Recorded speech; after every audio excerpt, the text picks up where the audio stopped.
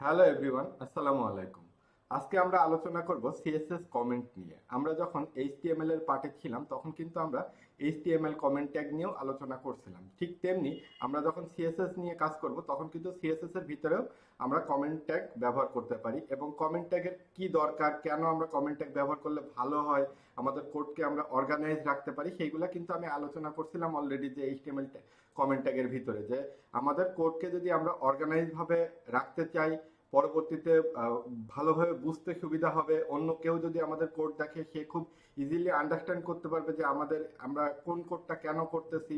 এবং শুধু অন্যরা বলে না, আমরাই যখন পার্সোনালি মনে করেন আপনি একটা প্রজেক্টে কাজ করতেছেন, সেই কাজটাই যদি আপনি হচ্ছে 1 বছর পরে রিভিউ করতে যান তাহলে পরে কিন্তু আপনার কাছে ওই কি কোড করছিলেন আপনার কিন্তু আর ওটা মুখস্থ থাকতেছে না, সো দ্যাট আপনি কিন্তু ওই কমেন্টের মাধ্যমে ইজিলি বুঝতে পারতেছেন যে আচ্ছা আপনি এই জায়গাতে এই কাজটা করছিলেন এবং আপনার কোডটা কিন্তু খুব অর্গানাইজ হয়েছে, সাজানো গোছানো থাকতেছে।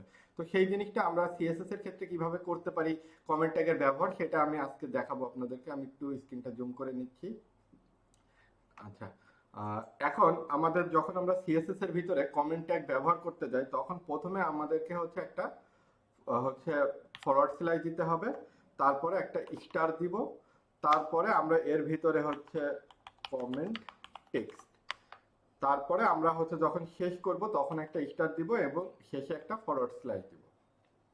এইটা আমাদের হচ্ছে কমেন্ট লেখার জন্য একটা বেসিক সিনট্যাক্স, যে আমাদের প্রথমে ফরওয়ার্ড স্ল্যাশ এবং স্টার দিয়ে শুরু হবে, তারপরে আমরা হচ্ছে কমেন্ট আমরা করতে যাচ্ছি সেই কমেন্টের টেক্সটটাকে লিখব, তারপরে আমরা যখন শেষ করব তখন একটা প্রথমে স্টার দিব, তারপরে ফরওয়ার্ড স্ল্যাশ দিব।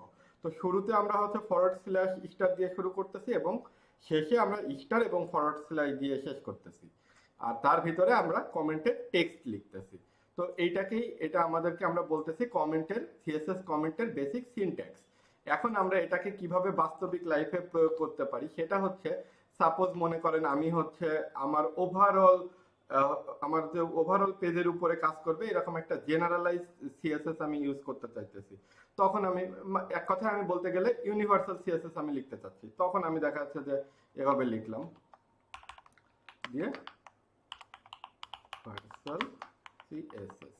তারপরে আমি হচ্ছে এইখানে সাপোজ আমি হচ্ছে, আমরা জানি যে ইউনিভার্সাল সিলেক্টরের ক্ষেত্রে আমরা স্টার দিয়ে মার্জিন 0px, প্যাডিং 0px। তো দেখেন এখন কিন্তু আমার হচ্ছে আমার এইটা একটা গ্রুপের ভিতরে বলতে কি আমি যে ইউনিভার্সাল সিএসএস যেগুলো লিখতেছি সেইগুলোর জন্য আমি একটা শুরুতে একটা কমেন্ট লিখে রাখছি, সো দ্যাট আমি যখন পরবর্তীতে রিটার্ন করব এই কোডের ভিতরে তখন কিন্তু আমার কোডটা অনেক সাজানো গোছানো থাকলো, যে হ্যাঁ আমাকে ইউনিভার্সাল সিএসএস গুলো যত ইউনিভার্সাল সিএসএস আমি লিখছি সব এইখানে আসলে আমি পেয়ে যাচ্ছি একবারে। তারপরে আমার হচ্ছে ইউনিভার্সাল সিএসএস শেষ। এবার আমি সাপোজ আমি হচ্ছে আহ কাজ করতেছি মনে করেন মেনু বার নিয়ে, তখন নেভিগেশন মেনু। তো আমার কিন্তু দেখেন তখন কিন্তু আমি ইজিলি বুঝতে পারতেছি যে এইখান থেকে আমার হচ্ছে ইউনিভার্সাল সিএসএস লেখা, এইখান থেকে আমার নেভিগেশন মেনু লেখা।